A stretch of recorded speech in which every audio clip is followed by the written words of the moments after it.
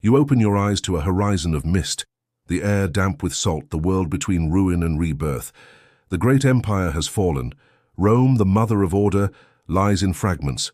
Roads crumble, statues lean into silence, and the once mighty legions are now only memories carried by wind. And yet, somewhere beyond the reach of swords and empires, there is water, endless, quiet, waiting. You drift above it, as though the sea itself remembers something the land has forgotten. It is here, amid the reeds and shifting sands of a forgotten lagoon, that frightened footsteps echo, the footsteps of survivors. They come not as conquerors, but as refugees. Farmers with trembling hands, monks with rolled scrolls wrapped in linen, mothers clutching their children. They flee the chaos that swallowed the world, the Goths, the Huns, the fire that devoured Rome's pride. And as the smoke fades on the horizon, they find themselves here, where land gives way to sea, and sea gives way to sky. The lagoon is no place for men. It moves like breath, too soft to stand upon, too deep to escape from. But necessity is the first architect of miracles. They begin to drive sharpened tree trunks into the seabed, hundreds, thousands, creating a forest beneath the waves. The wood sinks deep, drinking the brine, and instead of rotting, it hardens. The sea, strangely kind, preserves it. On those hidden pillars they lay planks. On those planks they build huts. And from those huts, a dream begins to form. A city not anchored to the earth, but to courage itself. You feel the damp wind on your face. You smell tar, salt, and smoke from driftwood fires. You hear the hammering, steady, rhythmic, like a heartbeat learning to live again. Venice was not founded by kings, nor blessed by conquerors. She was carved from fear, and fear, when faced with faith, became resilience. Every plank laid was a prayer whispered into the tide. Every bridge stretched across water was an act of defiance, a soft rebellion against the laws of nature. No one believed such a city could survive, but perhaps that is why it did, because sometimes survival itself is the greatest act of imagination. The tides rose and fell, and with them the huts became houses. The houses became islands, the islands became neighborhoods. Each cluster bore a saint's name: San Marco, San Polo, Santa Croce, as though holiness might anchor the fragile. Here, fishermen sang hymns at dawn. Traders bartered shells for bread. Children learned to swim before they learned to walk. The city grew, not outward but upward, 1,000 roots hidden below the waterline. And yet, danger never drifted far. From the mainland came whispers of invaders, of envy, of empires reborn. But the lagoon, that strange and loyal guardian, swallowed every would-be conqueror. Its mud hid spears, its fog-blinded eyes, its channels deceived even the boldest of ships. The water itself became the city's ally, a natural fortress built from uncertainty. You walk across a narrow bridge, the first of many, and see how reflection and reality merge. The surface below you mirrors the world above, house and sky, stone and star. Venice was not built to defy nature. It learned to become one with it. Where others built walls, she built water. At dusk, the bells ring for the first time, their sound carrying softly across the lagoon. It is not a call to arms, but a whisper of belonging.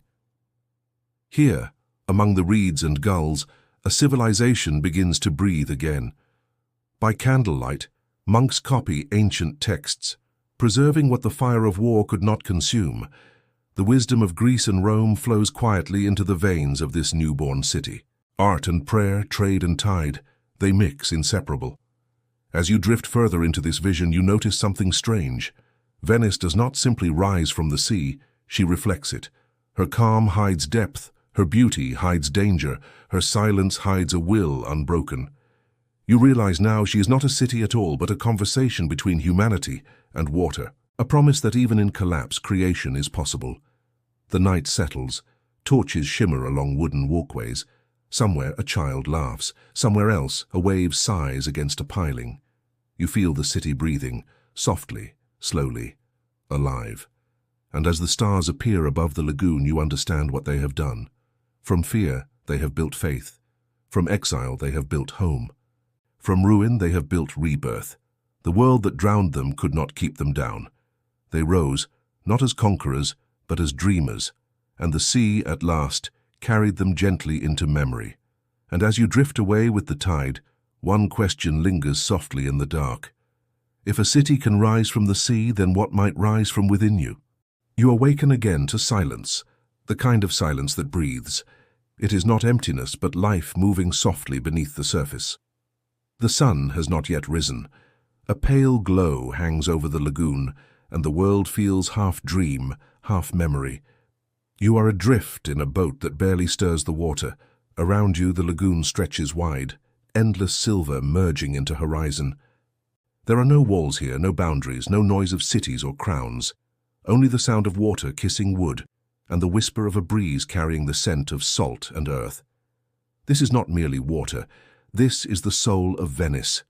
The lagoon that protected her, fed her, raised her. The same waters that once hid refugees now cradle their descendants. You watch the tide move in slow, deliberate rhythm, the lagoon breathing in and out. At high tide it embraces the city, lifting it gently as if in reassurance. At low tide it withdraws, revealing its muddy veins, the secret roots of a floating world. The Venetians learned to live by its moods. They watched its colors change, jade by morning, silver by noon, indigo by night. They read its silence like scripture, knowing when to sail, when to pray, when to wait. The lagoon was not just their home, it was their teacher. It taught patience, subtlety, balance. It reminded them that strength does not come from fighting the tide, but from learning to move with it. In the distance, faint bells ring from San Michele, the island of the dead. Even in death, the Venetians never left the water. They laid their loved ones on islands surrounded by the same tides that once carried them to life. You drift closer to the marshes, quiet, green sanctuaries where reeds sway like whispers. Here, wild birds nest undisturbed. Their wings beat softly, echoing like forgotten prayers. The wind carries faint traces of the old world, the smell of salt, pine, and distant smoke from hidden hearths. There are no roads here, no armies that can march. The lagoon is the city's armor, fluid, invisible, impenetrable. When enemies tried to invade, the water deceived them. Ships ran aground on unseen shoals, soldiers sank into soft, treacherous mud. You imagine those moments. The cries, the splashing, the chaos, swallowed whole by this calm expanse. The lagoon, with its deceptive stillness, became a guardian without anger, without blade. A gentle protector born of nature's patience. As the morning light softens, you see fishermen preparing their nets. They stand barefoot on wooden planks, faces weathered by years of tide and sun. Their movements are slow, practiced, almost ritualistic. They speak little, for the lagoon speaks enough. Each cast of the net feels like a conversation with the water, a request, a hope, a silent exchange. The lagoon gives and the people take, but never too much. Balance is the unspoken law here. A heron glides past, its shadow slipping across the ripples. For a moment, the whole world feels weightless. You realize this. Venice was never meant to dominate the sea. She was meant to dance with it, a partnership between human will and nature's grace. By noon, the lagoon begins to shimmer under the sun. The reflections blur the line between water and sky. You can tell where one ends and the other begins, and perhaps that is the secret. Venice exists in the in-between, not land, not sea, but something softer, something eternal. As you drift past the narrow canals leading inward, you see the beginnings of the city's rhythm. Children laughing on small bridges, traders hauling goods across wooden docks, monks chanting softly in stone courtyards. The city is alive, yet never loud, every sound cushioned by the calm water. The lagoon listens to it all, holding each sound like a memory. It remembers when the first stakes were driven into its bed. It remembers the first prayers whispered against the wind. It remembers fear, and the slow transformation of fear into faith. You close your eyes and breathe, the air tastes of salt and thyme. You can almost hear the heartbeat of the lagoon, deep, ancient, steady. And in that rhythm you understand. The lagoon was never just protection. It was promise that life could exist even where land refused it, that beauty could rise from fragility, that home could float upon uncertainty and still endure. The wind changes, carrying the soft chime of distant bells. Venice is waking, and you, adrift between the tides, feel the pulse of her beginning, calm, constant, eternal. The boat drifts quietly toward the city's edge, where marble and water meet like two mirrors facing each other. The light dances, the ripples fade, and as the sound of church bells deepens, you feel the story pulling you gently toward its next chapter. Before you go, take a breath, slow and deep. If this journey through Venice's past has calmed your heart, then stay a while longer. There's so much more hidden beneath these waters. The first light of dawn spills across the lagoon like liquid gold. You open your eyes to the sound of oars dipping in water, slow, rhythmic, patient. Somewhere, a bell tolls over Rialto, calling the city to wake. Venice stirs not with haste, but with grace, a city born of silence now humming with quiet purpose. You drift toward the market. The air is thick with scent, salt, saffron, cinnamon, and the faint sweetness of figs drying in the sun. The world has gathered here, it seems, east and west, meeting not on land, but on floating streets. Everywhere you look, hands move. Bronzed arms lift crates of silk from ships. Fingers trace the edges of ivory carvings. Coins clink softly, like wind chimes in a dream. And between these sounds, voices murmur in a dozen tongues. Greek, Arabic, Latin, the rolling Venetian dialect that feels like music itself. Venice has become something extraordinary, not just a refuge but a bridge between worlds. Where land was chaos, the sea offered calm, and in that calm trade became faith. You wander through narrow alleys where the morning light falls in thin silver ribbons. Each doorway hides a merchant. Each merchant guards a dream. One sells glass from Murano that captures the sun like trapped fire.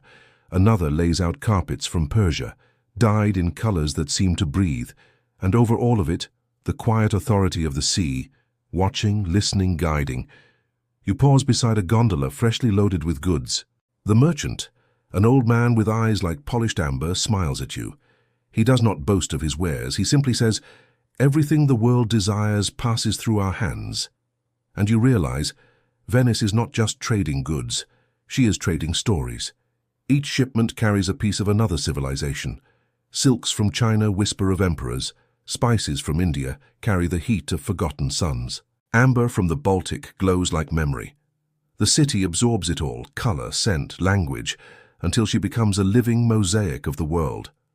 Above you, pigeons circle the bell tower, their wings catching the morning light. Below, reflections shimmer, marble, water, sky, melting into one. Venice no longer belongs to the marsh or to the frightened hands that built her. She belongs to the horizon. As the day deepens, the lagoon fills with sails. Red, blue, and white banners ripple like heartbeat. Ships glide out toward Crete, Alexandria, Constantinople, names that sound like poetry when spoken aloud. Each voyage is a gamble with the sea, and yet they go again and again, because the dream of Venice is bigger than fear. You hear laughter from the docks, the clatter of crates, the call of sailors. The air tastes of salt and promise. And somewhere deep within the sound of the tide, you sense it, the rhythm of ambition. Venice has discovered her gift. Not conquest, not empire, but exchange, the sacred act of giving and receiving, of turning water into wealth and wealth into wonder. Even the churches seem to echo the same song. Within San Marco, golden mosaics shimmer under candlelight, each tile a fragment of some distant world brought home. The faithful kneel before saints, whose halos gleam like sunrise on water. You understand now? This city prays with trade and trades with prayer, faith and commerce joined in the same gentle motion. At sunset, the merchants close their stalls. The voices fade, but the scent remains, cinnamon, resin, and the faint perfume of the sea. You walk toward the edge of the lagoon, where the last light trembles across the waves. Ships drift homeward, sails glowing like ghosts in the dusk. You feel it then. Venice has stopped surviving and begun dreaming. Each transaction, each voyage is a verse in her growing legend. She no longer fears the sea. She commands it with grace.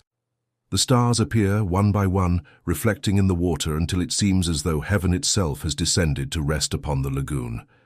And beneath that mirrored sky, the merchants of Venice count not coins but blessings, They have learned that wealth, like water, must move, or it dies. You close your eyes and breathe the scent of salt and spice. For a moment you are no longer in history, but in a heartbeat, the pulse of a city dreaming aloud. The waves lap softly against the dock. Somewhere a gondolier hums an old song, and the sound carries like a lullaby across the night. You feel yourself drifting, not away but deeper into the story. The lagoon whispers, "Stay."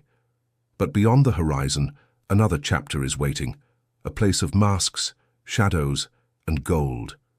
You smile, knowing you'll follow. If this tale has found a calm place in your heart tonight, stay with me. The night lies still upon the lagoon, a mirror of ink and light. You float between palaces whose reflections shimmer like trembling crowns. Every window glows softly, like the eyes of the city watching itself dream. This is Venice, no longer a city of survivors or traders, but of rulers cloaked in grace and secrecy. You can feel it in the air, that quiet pulse of order and ambition. Somewhere behind the carved facades, men whisper in council chambers. The Republic has risen, not through swords or conquests, but through cleverness. And here, cleverness is power. You drift past the Doge's palace, pale stone gleaming beneath the moon. Its arches seem to breathe, its columns to whisper. This is not a fortress of kings, but a house of masks, where no one reigns alone and everyone watches everyone else.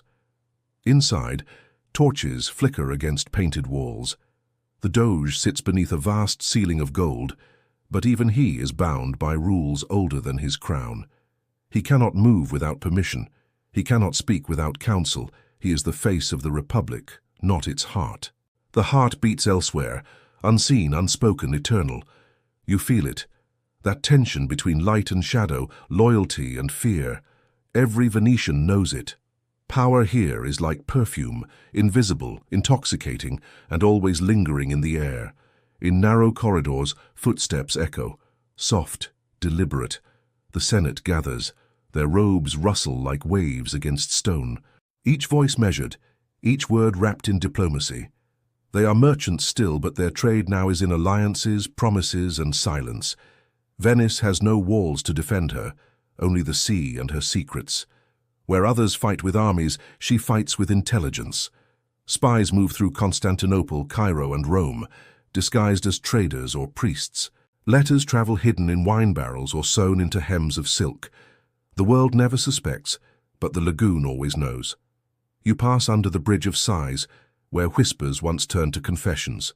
Beyond its pale arch, the city hums, quiet, composed, yet alive with unseen motion. You realize this republic is a theater, every actor masked, every line rehearsed. But there is beauty in this too, a strange kind of serenity. For even in deceit, Venice moves with elegance. She has learned to hide her fears behind art, her ambitions behind ceremony. The bells of San Marco ring not just for prayer, but for balance, reminding the city that its greatest power lies in poise. By day, the piazza bursts with light. Pigeons rise like silver confetti. Musicians play soft waltzes near the cafes. You see nobles exchanging smiles, gondoliers laughing under the bridge, lovers whispering secrets that will vanish by dusk. It looks like peace, but you've seen enough now to know that every reflection hides another. You walk past the arcades where painters set up their easels. They capture Venice in gold and pastel, but never quite catch her truth. Because Venice refuses to be seen fully, she allows only glimpses, illusions, and dreams. That's her genius. That's her protection. The city runs on invisible gears, trade, religion, power, all turning in quiet coordination. The people are content, the senators cautious, and in that balance Venice thrives. The lagoon has given her more than safety. It has taught her how to exist between opposites, land and sea, faith and ambition, truth and performance. As the sun sinks behind the domes, you stand at the edge of the Grand Canal. The water glows amber, then violet. Gondolas pass like shadows sliding over glass. Each one carries a story, a secret, a promise. You imagine the Doge watching from his balcony, the breeze catching his crimson robe. He knows his rule is fragile, held together not by force, but by faith in the system that binds him too. Venice survives because it never shows all of itself. The city teaches you something tonight, that strength does not always roar. Sometimes it whispers. Sometimes it hides behind laughter, music, and the flicker of a torch, and sometimes it floats, perfectly still, like a reflection that never breaks. The bells ring again, their echo rolling softly across the lagoon. You close your eyes, and for a moment you can hear it. The heartbeat of the Republic itself, steady, poised, eternal. When you open them again, the night is deeper, the stars closer. You feel yourself becoming part of it, another reflection in the city's endless dream. Venice breathes, and you breathe with her. Somewhere beyond the shimmering horizon, another story is waiting, one of silk faith and the cross, and you know this is only the beginning. You drift eastward through a sea of glass. The Adriatic stretches endlessly beneath a sky of pale gold, and in the distance the horizon trembles, as if the world itself waits for revelation. You have left behind the quiet rhythm of the lagoon, its sighs and silences, its whispered prayers of salt and tide. Now the wind carries a different song, one sung in Greek, laced with incense and silk. You sail toward Byzantium. The city appears not like a fortress, but like a vision. From the sea you see domes rising like dawns of light, gold against blue, shimmering with the brilliance of another world. The great church of Hagia Sophia crowns the skyline, its walls breathing centuries of prayer. You can almost hear them, the echoes of monks chanting beneath mosaics that glitter like the heavens themselves. Every stone seems alive here, infused with faith, with precision, with that strange mixture of empire and eternity. Venetian merchants once arrived just as you do, quietly, reverently. They stepped from their ships with eyes wide in awe, their minds already calculating, their hearts already captured. What they saw was not merely a city, it was a mirror of what Venice could become, a place where trade met divinity, where power hid behind beauty, where faith itself had learned to glitter like treasure. You walk through the markets of Constantinople, and the world unfolds before you. There are spices from Arabia, ivory from Africa, silk from Cathay, all the veins of the earth converging into one beating heart. The scent of cinnamon and myrrh wraps the air like smoke from sacred fires.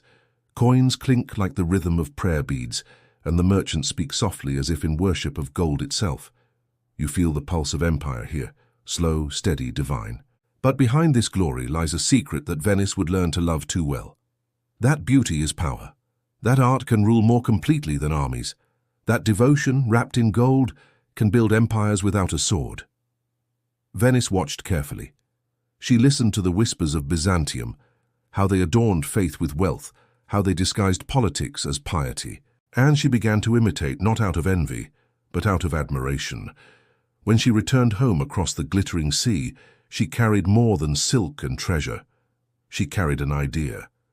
The idea that a city itself could be a temple. You walk now through the marble courtyard of San Marco, centuries before tourists ever came. The air smells of lime and dust. The echo of chisels fills the air. Artisans from the East, Greek, Armenian, Arab, all work side by side, setting tiny fragments of colored glass into walls that will one day shimmer like dawn. You stand in silence as the first mosaic comes alive. Christ, surrounded by gold that catches the Venetian sun.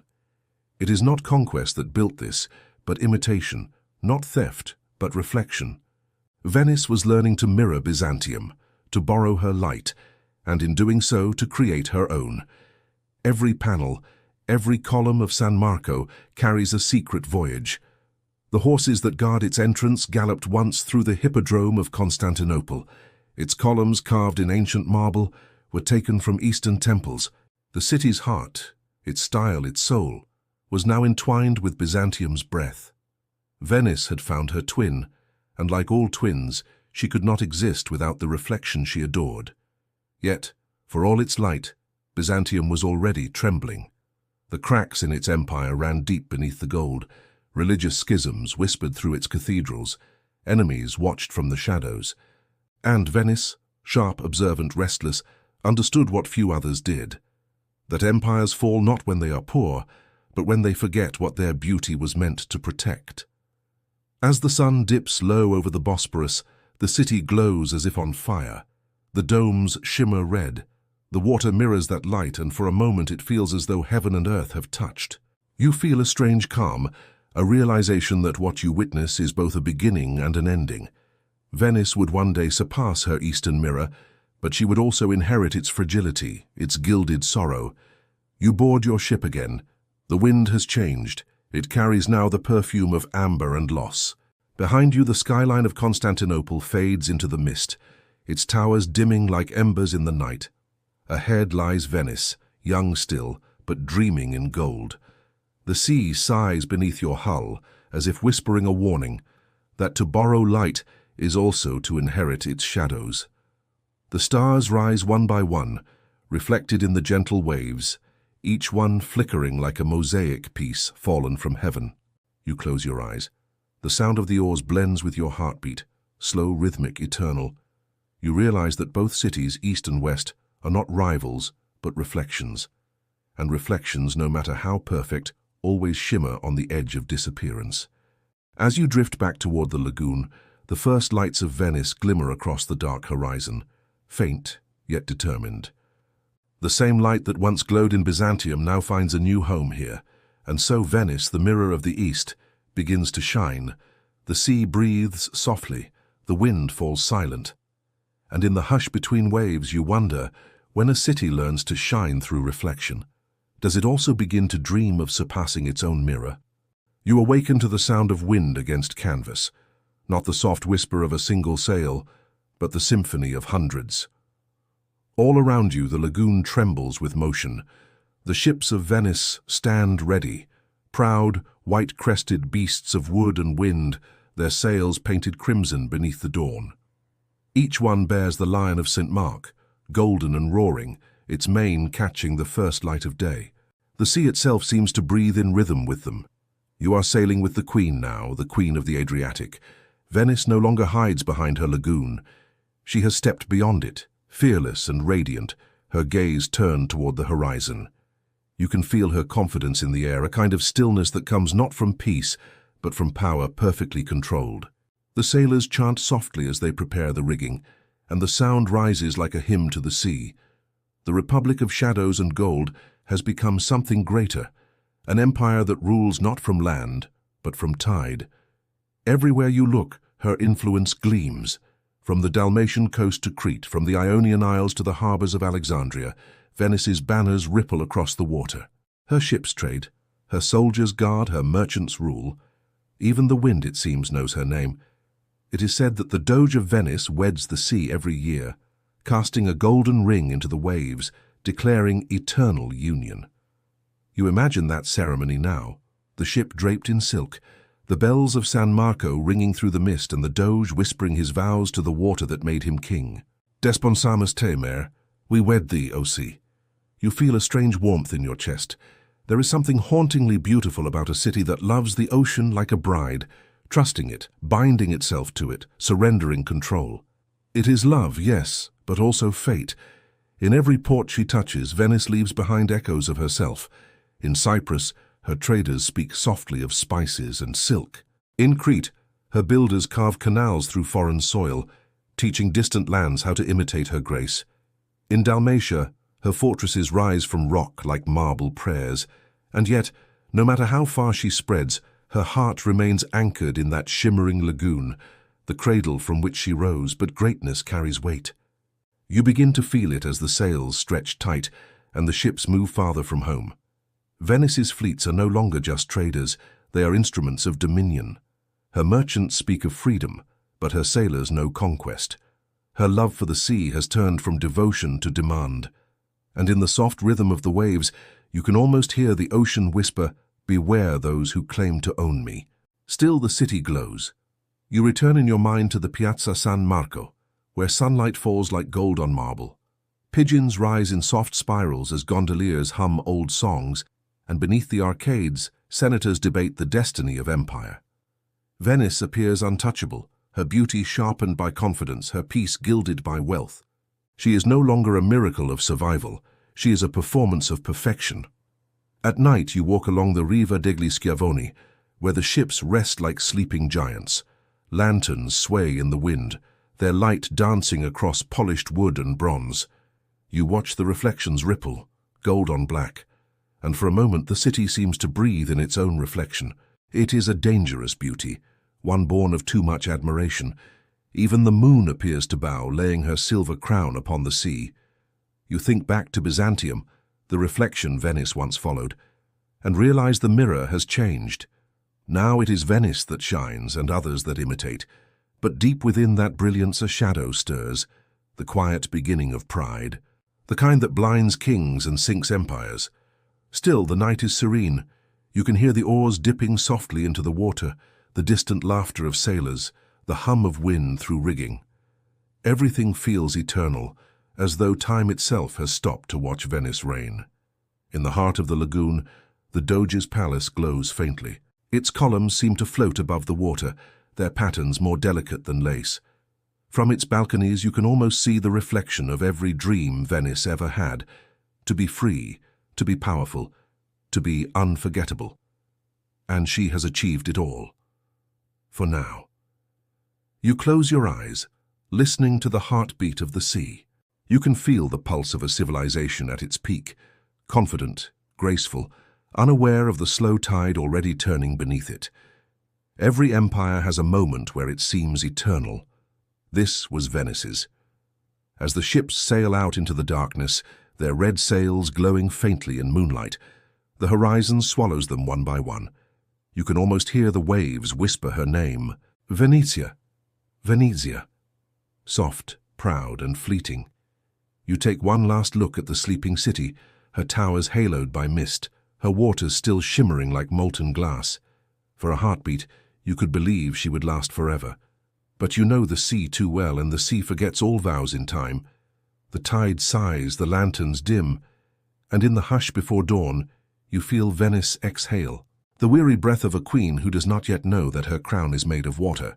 You awake to the sound of bells, not the calm song of Venice's lagoon, but the deep, trembling toll of faith echoing across the world.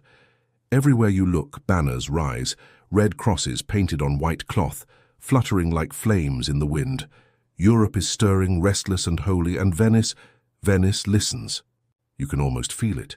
The scent of incense drifting through cathedrals, the murmurs of priests promising salvation, the metallic whisper of swords being sharpened beneath stained glass light. The world is being called to war in the name of heaven. But in the quiet chambers of the Doge's palace, another kind of prayer is being spoken. A prayer of prophet. You stand in that marble hall as the Doge leans over a map.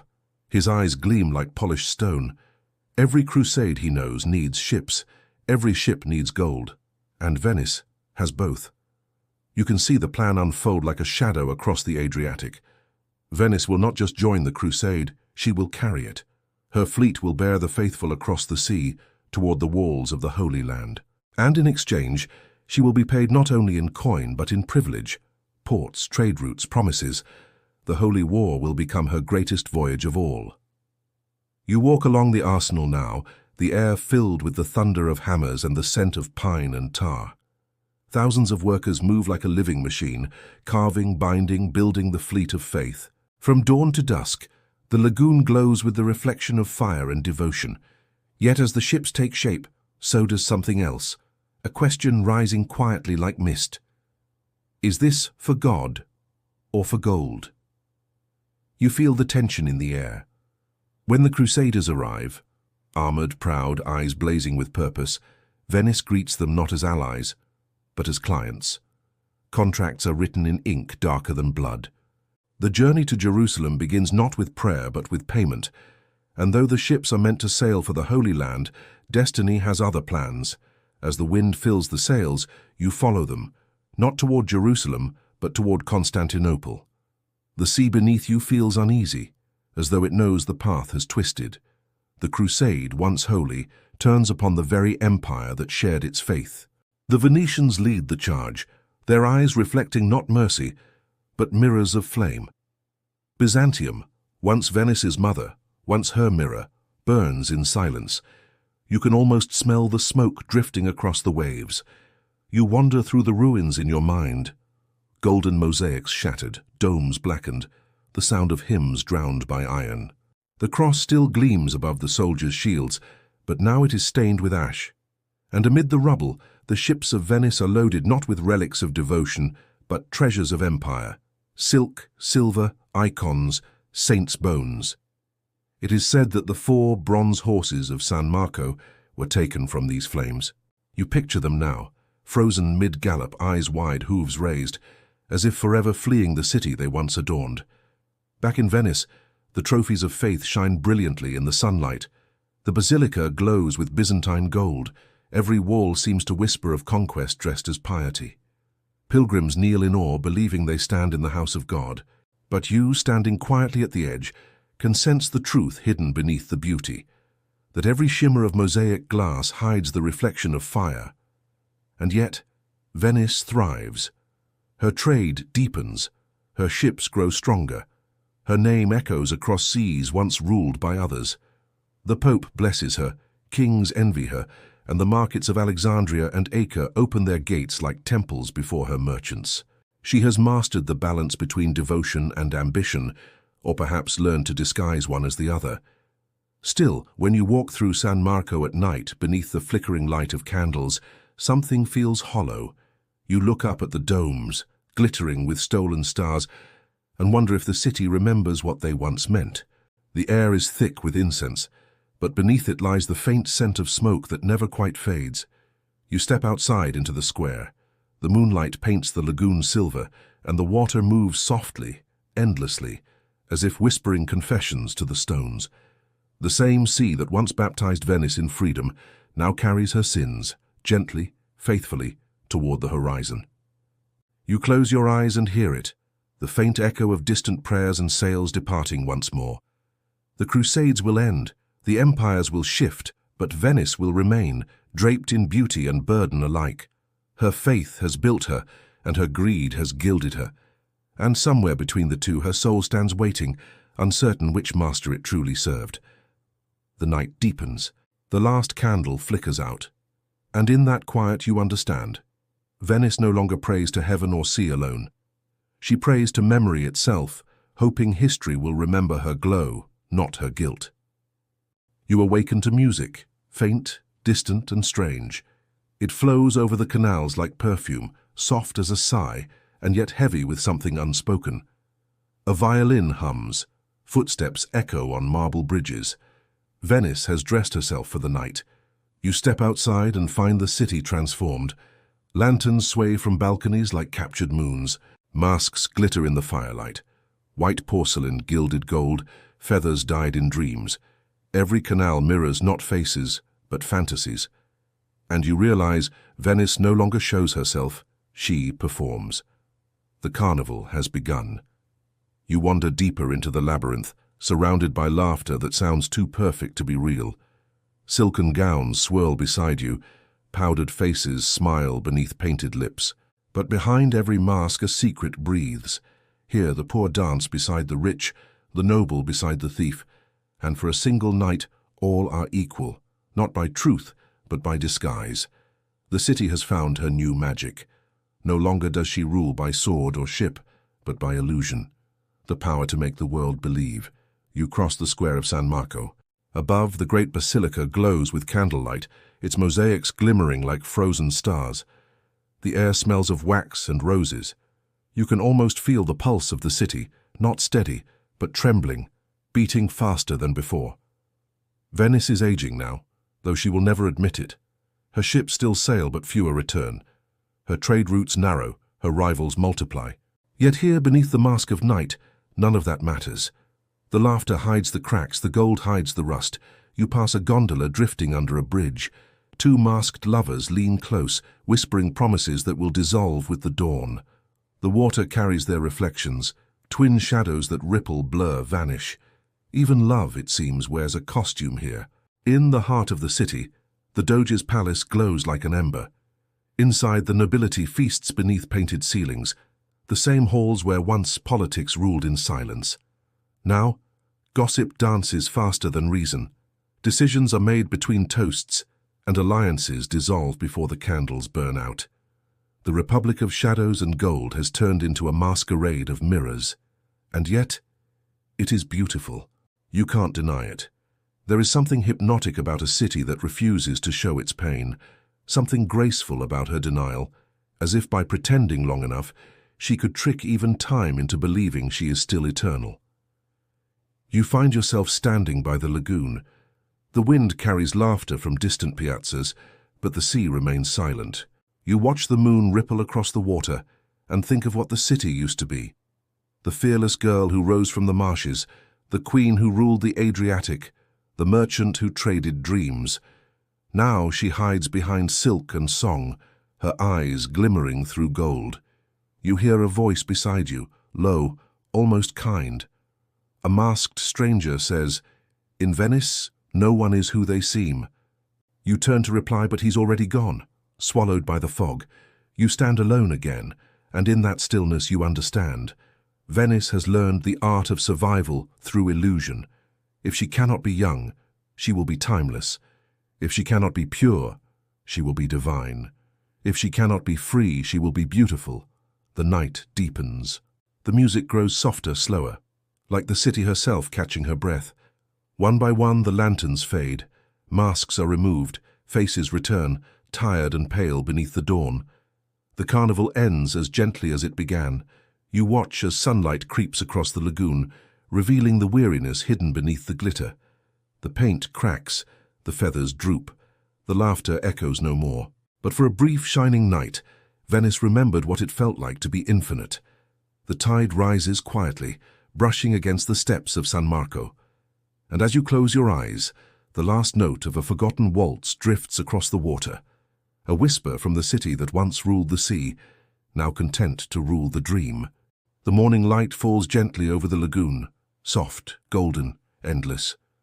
You walk through narrow streets where the air smells of pigment and salt. In every open window, you hear the scratch of brushes, the sigh of canvas being stretched, the quiet prayer of an artist before creation. Venice, once a city of merchants and sailors, has become a city of light. It is the 15th century. Trade has made her rich, faith has made her proud, and now beauty makes her immortal. From the shadows of her crumbling power rises a new empire, not of ships or silver, but of color. You find yourself standing before the workshop of Giovanni Bellini. Inside, the light itself seems alive, pouring through high windows and resting upon half-finished saints. Bellini's world is not painted. It is breathed. His Madonnas do not look down from heaven. They seem to have just opened their eyes in this world, as if waking from a dream of grace. You watch him mix gold into his oils, not to show wealth, but to trap divinity. In every face he paints there is forgiveness, in every horizon peace. You realize that his Venice is not made of water or marble, but of patience. Outside, the canals reflect the morning sun like liquid glass, and somewhere beyond the bridges, a young man walks with a fire in his eyes. His name is Titian. He will change everything. You follow his steps through the city. The streets seem to widen around him. Where Bellini painted stillness, Titian paints movement, blood, light, passion. His hands chase life itself, from the trembling blush of a maiden to the fury of a storm. The world that once prayed in silence now burns with desire. You stand before his Assumption of the Virgin, and it feels alive. The clouds twist, the robes billow, the light roars upward. It is not a painting, it is ascension caught mid-breath. You can almost feel the heat of divine fire. Venice gathers around him like a mirror, reflecting his ambition. Palaces compete to house his works. Kings send gold, popes send letters. But for all his fame, Titian never leaves the lagoon. He knows that only here, between water and sky, can the light truly live. Time passes, softly at first. You sense a new energy in the air, faster, darker, more daring. From the narrow alleys emerges another painter, Tintoretto. They call him Il Furioso, the mad one. And when you see his art, you understand why. You enter the Scuola Grande di San Rocco. Before you, entire walls blaze with motion, angels falling, apostles rising, shadows wrestling with fire. Tintoretto paints like lightning, bold, impatient, divine. Where others sought perfection, he sought revelation. His brush does not describe, It commands. You step closer, and the figures seem to breathe. Their robes flutter, their eyes burn. You feel the echo of prayer mixed with fear, the raw pulse of faith before the mask of civilization. It is Venice, naked, powerful, alive. Outside, the lagoon gleams beneath the sun. The tide whispers against the stones, and the city glows as if painted by its own artists. The walls of churches shimmer with frescoes. Altarpieces gleam like small eternities. In a city built on impermanence, painters have built permanence. You wander through galleries, through dim sanctuaries where candles tremble before colors that never fade. And in that stillness you realize, these painters did not just capture beauty, they captured survival. They painted so that Venice would never die. Each brushstroke became a heartbeat, each pigment a memory. And when plague, war, and decay came knocking, the art did not weep. It waited. Quietly. Eternally.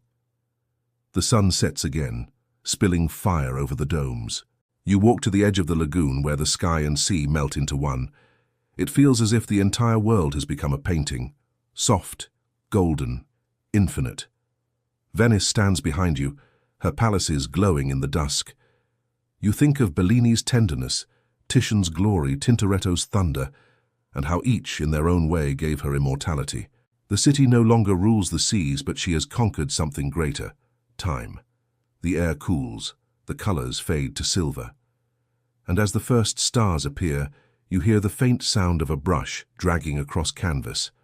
Somewhere, another artist dreams. The tradition continues. The light never dies. You close your eyes, and the glow remains. Not outside, but within. For once you have seen Venice painted in light, you carry her forever in your memory. The tide is low tonight. You walk along the docks where once 1,000 ships had rested, their masts piercing the sky like forests of ambition.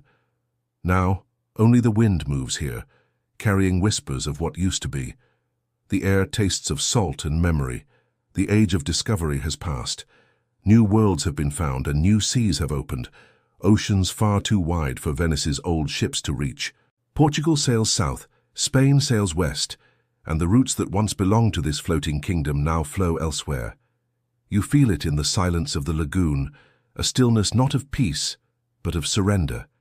The shipwrights have gone. Their tools rest in dust, their songs long forgotten. The same hands that built empires now carve only silence. You trail your fingers across wooden beams softened by years of tide and neglect. It feels as if even the wood remembers what it was, proud, brave, alive. You wander into the city, and everything seems unchanged. Yet nothing is the same. The marble still gleams, the domes still shine, but the pulse has slowed. Canals once crowded with merchants and messengers now lie quiet beneath pale skies. Only the gondoliers remain, slow shadows gliding through water that has turned as calm as glass. Venice, the queen of the Adriatic, is tired. Her laughter echoes faintly from painted halls. Her songs still drift through the piazzas, but they sound like memories now. The world moves faster and she has chosen to stay still. You step inside an old palazzo. The air smells of dust and fading perfume. Golden frescoes still watch from the ceilings, though their colors have dimmed with time. A grand staircase curves upward into the dark, and for a moment you can almost hear footsteps. Noblemen, courtiers, lovers, all gone. Venice, you realize, has not fallen. She has simply slowed. Like a queen who knows the crown still shines, even if her hands tremble beneath its weight. Outside, the lagoon sighs against the walls. The tides no longer bring wealth or wonder, only reflection. The city has become her own mirror. She looks upon her past, not with regret, but with quiet awe. You find yourself before the Doge's palace once again. The marble arches, the delicate lace of stone, the pink facade glowing in the fading sun. It's all as perfect as ever. But now it feels fragile, as though the slightest sound could make it crumble. And yet, it does not. Venice has learned the art of staying beautiful, even as she breaks. At dusk, you walk to the edge of San Marco Square. The pigeons rise in lazy circles above the campanile. A few merchants close their stalls, their voices echoing faintly beneath the arcades. The basilica glows like a fading ember, its gold mosaics catching the last light of day. For centuries, this place commanded empires. Now, it commands silence. You stand there for a long time, listening to the wind, the bells, the slow rhythm of water against stone. And in that stillness, something changes within you. You stop mourning her decline, you begin to admire it, because not every ending must be tragic. Some can be gentle, graceful, like a sunset, refusing to go dark. You walk through narrow alleys where ivy climbs over crumbling walls, where the air hums with the sound of invisible tides. Every stone seems to hold a memory of laughter, betrayal, love. You can almost hear them whisper as you pass. We remember.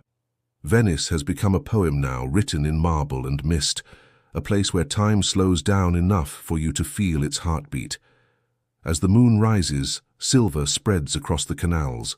The reflections of domes and towers shimmer like ghosts of glory. You pause, watching the water move, slow, endless, forgiving. Even the sea, it seems, cannot forget her. You think of all she has been, the merchant of the world, the queen of the sea, the mirror of Byzantium, the mask of gold, and now she becomes something simpler, the memory of beauty itself. The bells of San Giorgio ring across the lagoon. Their sound is neither mournful nor triumphant, only true. Venice bows not to history, but to eternity. And as you turn to leave, the marble beneath your feet glows faintly in the moonlight. It's as if the city herself is saying goodbye, not with sorrow, but with grace. The wind carries the echo of her voice. Even in silence I remain. You close your eyes. The waves whisper softly. And in their rhythm you hear the promise of another dawn. The night descends softly, like silk falling over marble. A gentle mist curls across the canals, veiling the water in silver breath. You stand at the edge of the lagoon, where the stars seem close enough to touch, and every ripple carries the echo of forgotten footsteps. This is not the Venice of merchants or armies. This is the Venice of dreamers, the quiet souls who came after the thunder faded. Here you do not hear the clang of coins or the chanting of traders. You hear only whispers, the faint sigh of water against stone, the distant flutter of pigeons rising above empty piazzas. You begin to walk. The narrow alleys wind like secrets through the night, their walls leaning inward, as if to listen to your thoughts. Every corner feels alive, filled with the ghostly hum of stories still being told in silence. A lone lantern swings gently above a doorway, its flame mirrored perfectly in the black glass of the canal. And in that reflection, you glimpse two Venices, one real, one imagined, forever blending, forever inseparable. You pass a bridge where an artist once slept, his easel beside him, his paints dry from the morning dew. He came from far away, they say, chasing a vision, but found instead a feeling, the kind that lingers in your chest long after you've left. Now, centuries later, others follow. Painters, writers, wanderers, lovers, all drawn by the same invisible current. They don't come to conquer, they come to remember. Venice gives them something no other city can, a chance to dissolve into beauty itself. You hear the faint sound of a violin. It drifts from a small balcony, played by a man with eyes closed, lost in the echo of his own creation. The melody is fragile, trembling, like the city herself.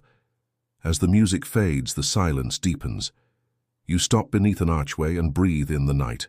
The damp scent of salt, the sweetness of decaying wood, and somewhere faintly the aroma of old incense. It feels like breathing through history's lungs. Venice has become her own cathedral now. Her altars are reflections, her prayers are brushstrokes, and her miracles live in the persistence of beauty, even after everything else has fallen away.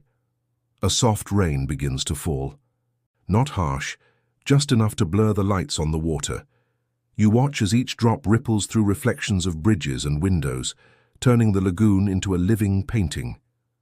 Somewhere, a church bell answers the rain, slow, distant, eternal. You wander toward the Piazza San Marco. It is empty now, quiet except for the rhythm of your steps echoing beneath the arcades. The basilica glows faintly, its golden mosaics catching fragments of moonlight. You imagine the hands that built it, Byzantine craftsmen, Venetian dreamers, artists from lands that no longer exist. They worked not for wealth, but for wonder. And even now their devotion shimmers across the centuries. A poet once wrote that Venice dreams itself through those who love her. You begin to understand. Every person who walks her streets becomes a verse in her endless poem, a whisper in the water, a light in the fog. You take a gondola from the quiet edge of the square. The gondolier nods silently, as if recognizing a fellow wanderer. He pushes off gently, and the city begins to glide past. You pass palaces that lean like tired kings, balconies overgrown with ivy, and windows that still hold the glow of unseen lives. Each ripple tells a story. Each bridge hides a confession. You are no longer watching Venice. You are inside her dream. Halfway through the Grand Canal, the gondolier begins to hum, an old Venetian song, soft and slow. You don't understand the words, but you feel the meaning. The ache of beauty that knows it's fading. The peace of surrender that comes after loss. You close your eyes. The motion of the boat, the whisper of the oar, the breath of the lagoon, it all merges into one rhythm like a lullaby made of water. For a moment you feel time dissolving. You see visions of painters waking at dawn, their canvases half finished, of lovers meeting on bridges, leaving promises carved into stone, of monks lighting candles in forgotten chapels, their prayers rising like mist above the canals. These dreamers are still here, hidden in every reflection, breathing through every echo. Venice does not die. She changes form, from empire to emotion, from marble to memory. And you, without realizing it, have become one of her dreamers too. The gondola drifts into a smaller canal, where lanterns float like fireflies. You look down and see the stars beneath you, not above. The water has turned into the sky, and for the first time you feel weightless. The gondolier stops rowing. He looks toward you and smiles faintly. "She remembers you," he says. You don't ask what he means, because somehow you already know. Venice remembers everyone who ever loved her, every brushstroke, every song, every sigh ever carried on her waters. None of it is lost. It lingers, soft as candlelight, eternal as the tide. You reach a narrow passage lined with half-drowned steps. The gondolier helps you up. The rain has stopped, and the world smells new again. Ahead, the lagoon opens, vast and silent, like an unfinished dream. You stand at its edge, watching the horizon fade into pale dawn. The light touches the domes and towers, turning them to silhouettes of memory. Venice does not wake. She simply changes the dream. You realize something profound, that this city was never built to last. She was built to remind you that beauty's purpose is not survival, but remembrance. You linger there, feeling the breeze, listening to the faint hum of the waking city. Somewhere behind you a door creaks open. A painter steps out, squints toward the rising sun, and begins his work again. The dream continues, and as you turn to leave, the lagoon ripples once more, as if whispering a farewell in a language only the heart understands. Venice remains behind you, half real, half remembered, her spirit eternal in those who dream. You smile softly, because you know now. You were never meant to just visit Venice. You were meant to become part of her. And you have. The sky is made of pearl. A fragile light seeps through the mist, brushing softly across the domes and bell towers. You stand at the edge of a quiet canal, and for the first time, Venice feels weightless, as though she could drift away into the clouds. The water is still. No gondolas, no chatter, no footsteps echo through the narrow streets. Only the faint sigh of the lagoon and the slow rhythm of waves touching marble, as if the sea itself is breathing her name. Venice sleeps. You walk through her empty heart, past shuttered windows and doorways that once opened to laughter. The scent of salt and stone fills the air, and from some distant corner the cry of a lone seagull folds into silence. This is Venice before the world awoke, before cameras, before noise, before the endless march of feet. A city not yet remembered, but not yet forgotten either. You cross a small bridge, and below, The water mirrors the morning sky so perfectly that it's hard to tell which world is real, the one above or the one reflected beneath. Everywhere you look, the city feels like memory solidified. Each wall, each canal, each echo is a remnant of 1,000 lives woven together like strands of mist. You reach the Piazza San Marco. It lies in perfect silence, bathed in soft light. The basilica gleams faintly, its golden mosaics glimmering like the inside of a seashell. A few pigeons stir, fluttering lazily across the square, as if uncertain whether morning has truly come. You remember how it once was, filled with merchants shouting prices, gondoliers singing over the water, and the hum of life spilling from every stone. Now there is only quiet, and it feels sacred. Venice has always been between two worlds, between land and sea, between dream and memory, between what was and what will never be again. You pause before the lagoon. Its surface glows silver beneath the first touch of sun. In that stillness, you can almost hear the whispers of centuries, the laughter of lovers, the brushstrokes of painters, the prayers of sailors who never returned. Every sound that was ever made here still lingers, floating like dust in the morning light. Venice does not die. She transforms. She has always known how to become something else. A dream, a reflection, a song. You walk slowly along the water's edge, your footsteps soft, leaving no trace. The breeze carries the faint scent of the sea, salt, memory, and something like sorrow. It feels ancient, almost kind. You stop and close your eyes. For a moment, the world disappears. The silence wraps around you like a lullaby. And you feel it, the heartbeat of the lagoon beneath your feet. Venice is alive, still dreaming. Not of power, not of trade, not of empire, but of beauty, pure and eternal. She no longer rules the seas. She rules something deeper, the human heart. You open your eyes, and the first rays of sunlight fall upon the water. The city glows, balconies shimmer, the domes awaken, and for a single fleeting instant, Venice seems to breathe again. You realize the truth. The city never belonged to history, history belonged to her. She is the memory of what it means to love beauty so much that you build it on water, knowing it can never last. And yet, here she stands.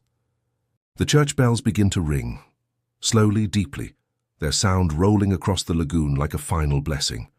You watch as the light floods the canals, turning every ripple into gold. This is the last quiet moment before the world arrives, before footsteps, before laughter, before the noise of cameras and crowds. You stand still, memorizing it, the silence, the glow, the stillness of a city remembering itself, because in just a few minutes, Venice will open her eyes, and the dream will vanish beneath the sound of the day. But you have seen her as she truly is, not a destination, but a soul. You take one last look. The lagoon gleams like glass, and you whisper a promise into the morning air, that you will remember her as she remembers you. The water ripples once more, the bells fade into distance, and the dream exhales. Venice returns to the world. If this story touched you, stay with it a little longer. Let the lagoon's whisper guide your thoughts. And if you felt the beauty of Venice come alive again tonight, leave a light behind for her. Like the story, share what you felt in the comments. Subscribe for the next journey, because the world still has dreams left to tell. And just like Venice, those dreams begin the moment you close your eyes.